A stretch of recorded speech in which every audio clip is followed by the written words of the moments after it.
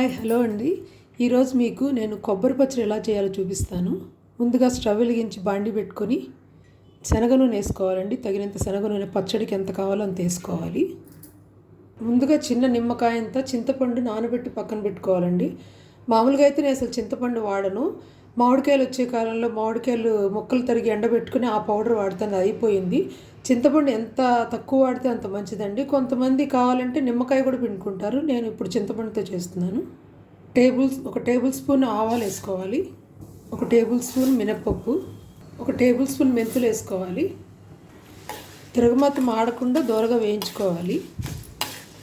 పప్పులన్నీ దోరగా వేగాలండి. పప్పులన్నీ ఇలా వేగిన తర్వాత 8 ఎండుమిర్చి అండి వేసుకోవాలి. ఎండుమిర్చి వేగిన తర్వాత 2 పచ్చిమిర్చి, కరివేపాకు వేసుకుని వేపుకోవాలి.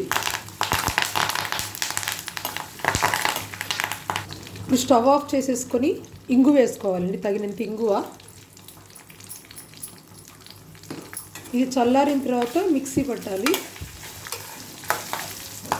ఇది ఒక హాఫ్ కొబ్బరి చిప్పకి సరిపడా తిరగమాత. ఇందాక నానబెట్టుకుని చింతపండు మిక్సీ జార్లో వేసుకోవాలి.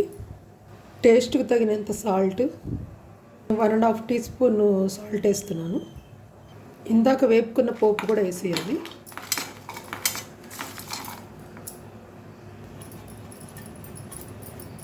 పచ్చడి మిక్స్ చేసుకోవాలి.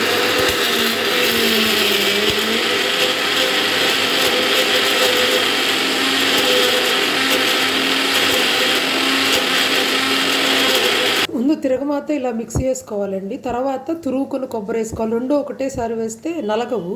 ఇప్పుడు కొబ్బరి తురుగు కూడా వేసుకుని మెత్తగా మిక్స్ చేసుకోవాలండి. ఇంగు వాసనతో ఘుమఘుమలాడే కొబ్బరి పచ్చడి రెడీ అండి. ఇది వేడివేడి అన్నంతో చాలా బాగుంటుంది. కొంతమంది ఏంటంటే నూనె తక్కువ వేసుకుని వాటర్ పోసుకుంటారు. వాటర్ పోసుకుంటే నిలవ ఉండదు. ఈ వాటర్ పోయకుండా కొంచెం నూనె తగినంత వేసుకుని కనుక చేసుకుంటే 3 days కొబ్బరి పచ్చడి ఫ్రిడ్జ్లో పెట్టుకుంటే బాగుంటుంది. థ్యాంక్ యూ అండి.